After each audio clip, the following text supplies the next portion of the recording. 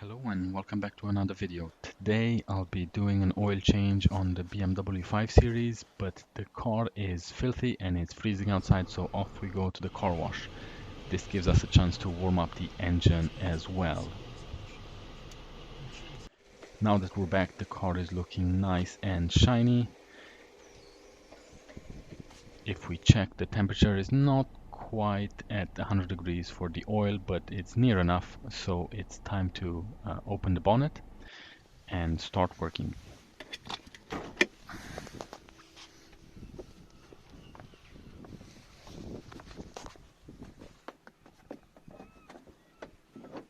Now the first thing you need to do is remove the engine cover.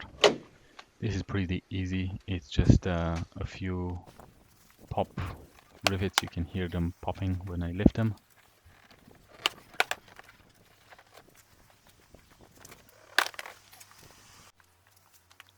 You'll then need to remove your air filter.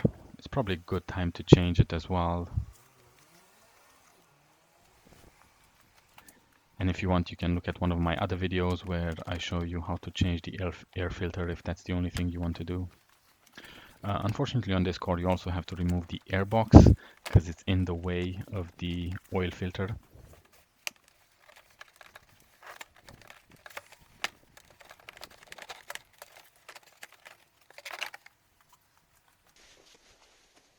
Once you've done that, go ahead and remove the oil filter housing.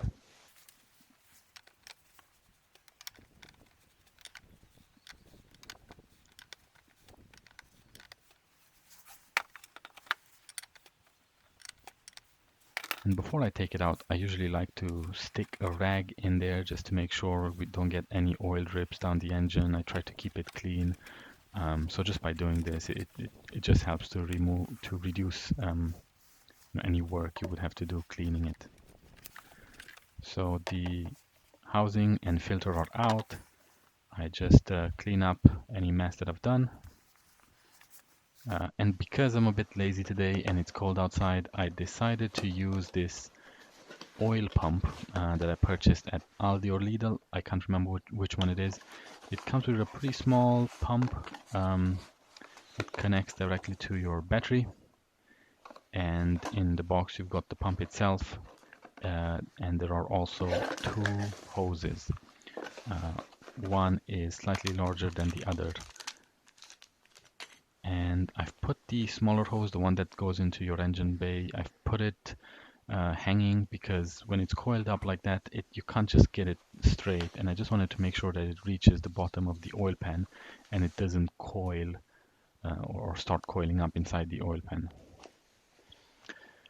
Once you've done that, get back to your engine, remove the dipstick and start feeding the thinner of the two pipes through the dipstick hole.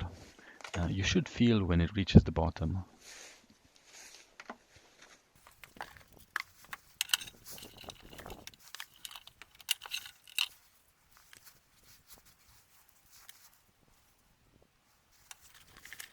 I've also tried reading the manual that came with the pump, but decided against it.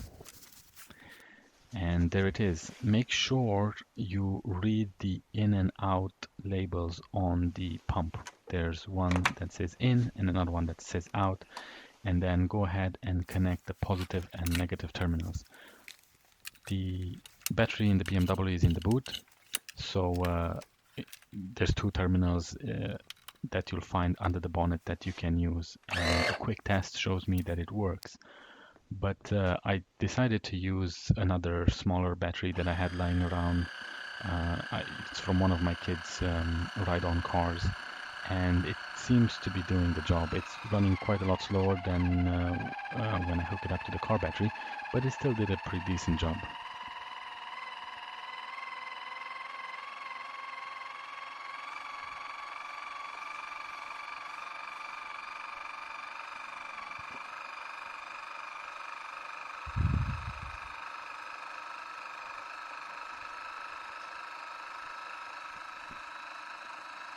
You can see here the flow rate. It's moving at a decent pace. It will take about 10 minutes to drain the engine with this pump, but For me, it felt better than having to crawl underneath the car. So usually with these engines, they'll be about 4.3 liters. I've never really been able to take out more than 4 liters, even when removing the drain plug at the bottom of the sump. But with this method, I've only removed about 3 and a bit. It's not quite 3.5 liters, it's less than that. So I'm not quite happy with how well it removed the oil or the amount of oil that it removed. But I think I wasn't prepared to get underneath the car and see if there's any more left. So maybe next time I do this job, I will use the pump and then see if there's any more draining from the sump when I remove the sump plug. So once you've done that, get your oil filter housing, your new filter, make sure you install the new rubber O-rings that the kit comes with.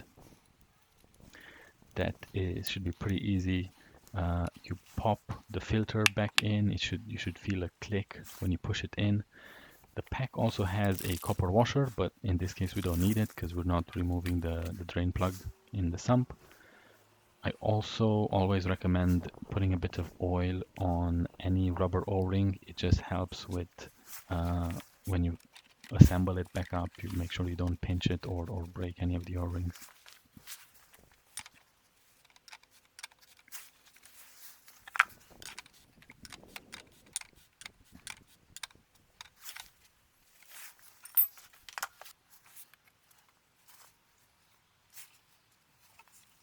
Then it's time to fill up the engine again.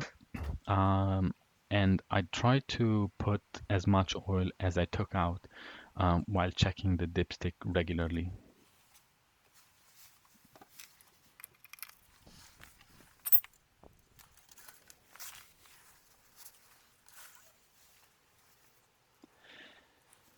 While I'm here, I also like to make sure that the engine is clean. I'll just dust it off. Sometimes I'll use a vacuum just to vacuum off any loose dust.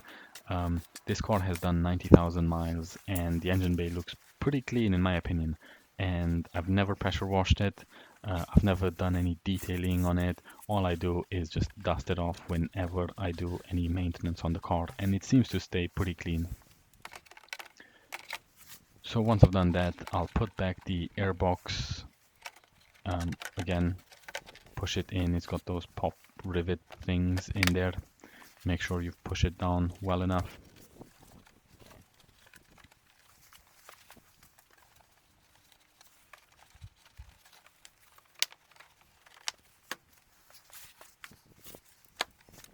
Then it's time for the new air filter to go on. This air filter came with the kit. I'm not too happy with the quality of it.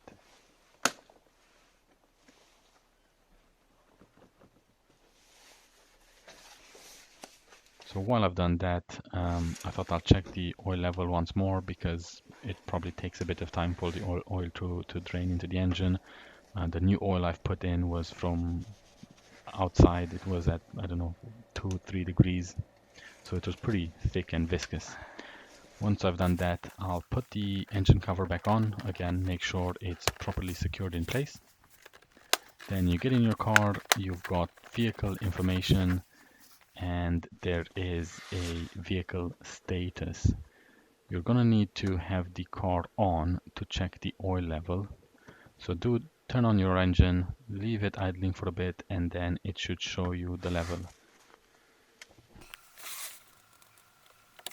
Straight away mine showed maximum, but it dropped down after I drove it for a bit. Now, if you want to see how to reset the service light on your dashboard, if you have one, please look at one of my previous videos where I've done an oil change on this car before, and I show you what buttons you need to click in order to reset that.